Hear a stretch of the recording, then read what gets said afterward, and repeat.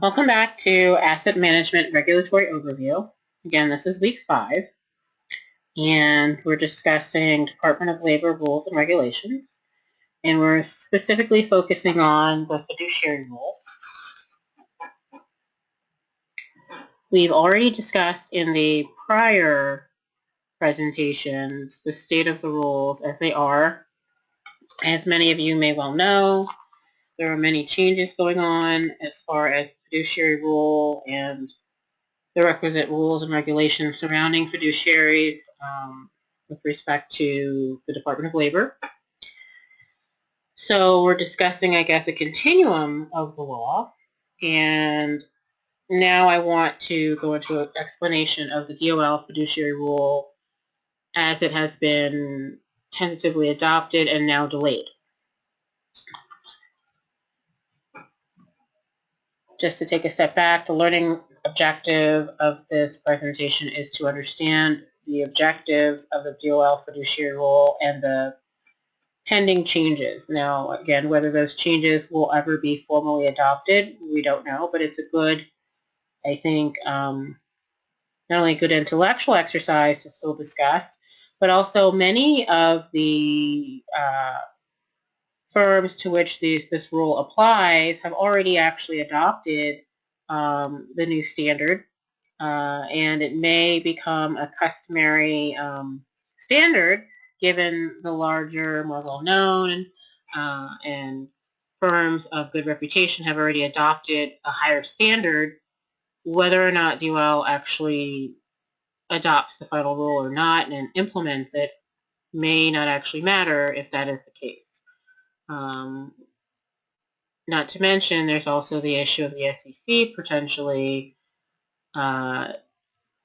pushing forward with its own fiduciary rule. And also, you still have some recourse in the courts to sue if as a plaintiff regarding fiduciary standards as well. So there are many, many points to the spear, actually, as far as fiduciary standards in the area of asset management. So let's go on and start discussing at a high level what the changes to for the fiduciary rule actually would be.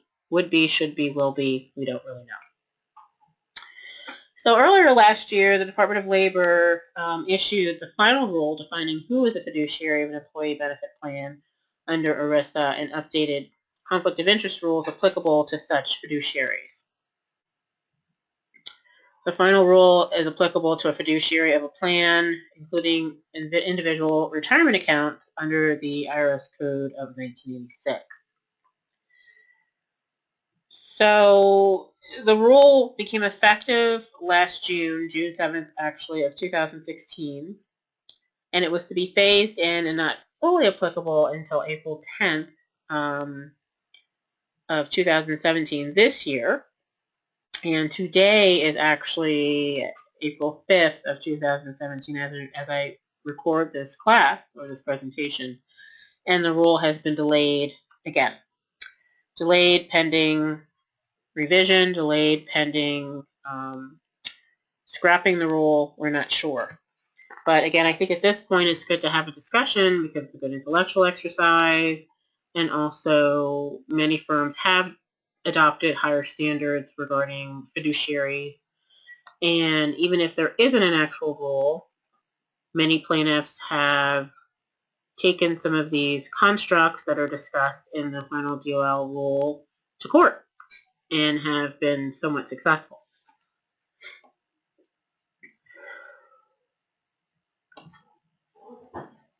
So as I said, the final rule became effective June 7th of 2016, although not fully applicable until April 10th. And as far as the best interest contract exemption and the principal transactions exemption, those were not to be fully applicable even until January 1st of 2018. So I'd like to go over some of the peaks of the rule so we can have a high-level understanding. And we'll start with investment advice. So under the final rule, investment advice was defined or is defined to include a recommendation as to the advisability of acquiring, holding, disposing of, exchanging, rolling over, transferring, or distributing securities or other investment property of the plan or IRA, or a recommendation as to the management of securities or other investment property, including, among other things, recommendations on investments, policies, or strategies, portfolio composition, selection of investment account arrangements, selection of persons to provide investment advice or management services, or recommendations with respect to rollovers, transfers, or distributions. So that is an overview of investment advice. If we take a look at the definition, so we won't go forward yet, also of recommendation, we'll see that a communication is considered a recommendation when its content, context, and presentation would reasonably be viewed as a suggestion that the recipient of that communication engage in or refrain from taking a particular course of action. The rule also states that the standard is intended to be objective and not subjective. So as a practical matter, the more client-specific the communication, the more likely it is to be considered a recommendation. And the final rule set forth several examples of what would not constitute a recommendation. So as far as what would not constitute a recommendation, marketing or making available to a planned fiduciary a platform of investments without regard to the individualized needs of the plan or its participants, providing selection and monitoring assistance such as identifying investment alternatives that meet objective criteria specified by the planned fiduciary, provided that the person identifying the investment alternative discloses in writing whether the person has a financial interest in any of the identified investment alternatives and the precise nature of such interest. Also, providing objective financial data and comparisons with independent benchmarks to the planned fiduciary, furnishing or making available general communications to a plan fiduciary, plan participant, beneficiary, IRA or IRA owner, and furnishing or making available investment education to a plan fiduciary, plan participant, beneficiary, IRA or IRA owner. So all of those are definitions or examples, should I say, of what would not constitute a recommendation. And I wanted to go over those examples because as we see, part of what was changed, a big portion of what was changed in the rule was what is investment advice. And investment advice is defined by what kind of recommendation is at hand. So let's go now to the investment education exception. Under the final rule, several items actually didn't change. In general, advice in the nature of investment education is still not considered to be investment advice. Investment education's four groupings: plan information, general financial investment information, asset allocation models, and interactive investment materials still exist. Further, the final rule makes it clear that using asset allocation models and interactive investment materials to identify the specific designated investment alternatives available in a plan can be done without such activity being considered fiduciary investment advice, provided certain additional disclosures and protections are observed.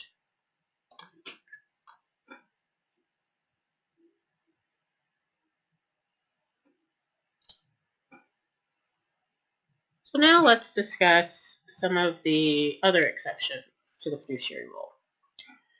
Other exceptions may also apply, including the employee advice exemption,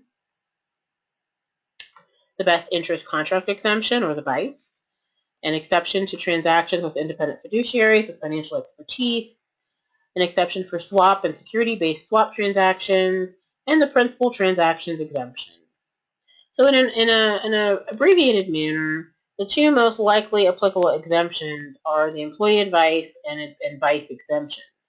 And what they provide are that for, at least for employee advice, investment advice provided by an employee to a plan, fiduciary, other employee, or an independent contractor if the advice is provided in connection with the individual's role as an employee, and provided the person receives no direct or indirect fee or other compensation in connection with the advice beyond the employee's normal compensation for that work. So again, employee advice is investment advice that is provided by the employee to a plan fiduciary, other employee, or an independent contractor if the advice is provided in connection, and that's key there, in connection with the individual's role as an employee, and provided the person receives no direct or indirect fee or other compensation in connection with the advice beyond the employee's normal compensation for that work. And then secondly, as far as exemptions to note would be the best interest contract exemption. And the best interest contract exemption, or the BICE, reflects an effort to align an investment advisor's interest with client interest, and in doing so requires a written contract with certain elements, conflict of interest policies, and mandates, and precludes certain other activities. So the idea there is to better align the advisor's interests and therefore actions by requiring a written contract with certain elements, mainly conflict of interest policies.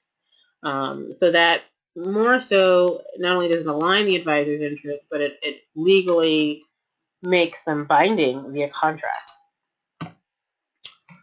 So those are the two main exemptions that are of great importance as far as the DOL fiduciary rule changes.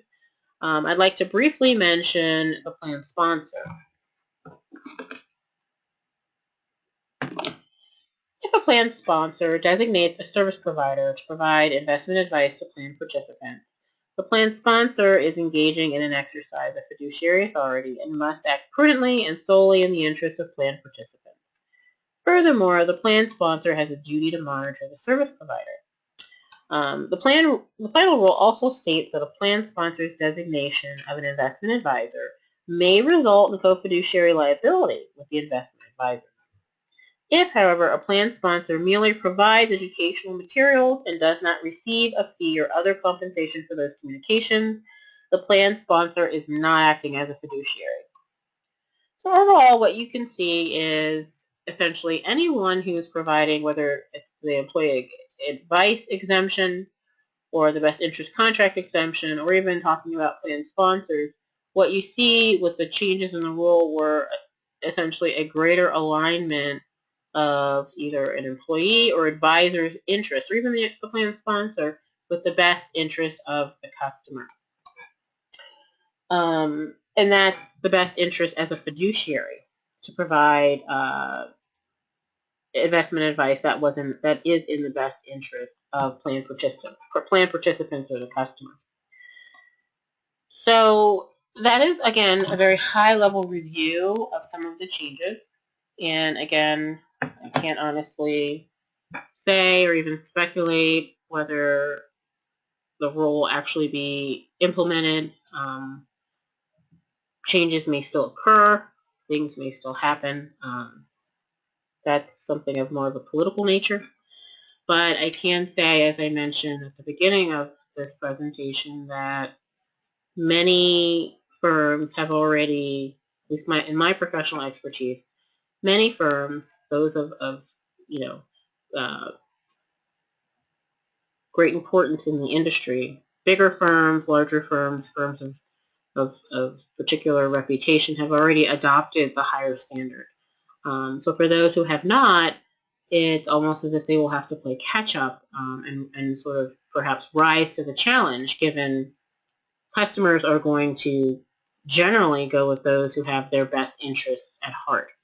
And that's on paper and by policy and by actually word of mouth as well.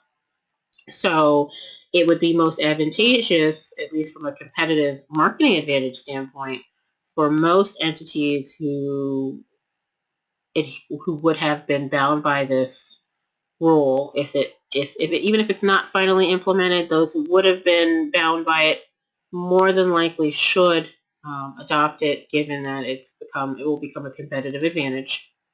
Secondly, there's also the issue of the SEC, and I believe it was Dodd-Frank that gave the SEC at a point to adopt its own fiduciary rule, and they may be actually moving towards that direction given the state of the current DOL fiduciary rule. And then lastly, like I mentioned earlier, there's the issue of court action, lawsuits, where some plan participants have actually taken the matter to court and been quite successful as far as requiring plan sponsors and other related entities to adhere to this higher standard or to be held liable for not adhering to this higher standard. So in any event, it's still, I think, good to know what the higher standard is so that you can know what the regulatory landscape looks like, and we'll see how it all plays out. So this concludes this particular presentation.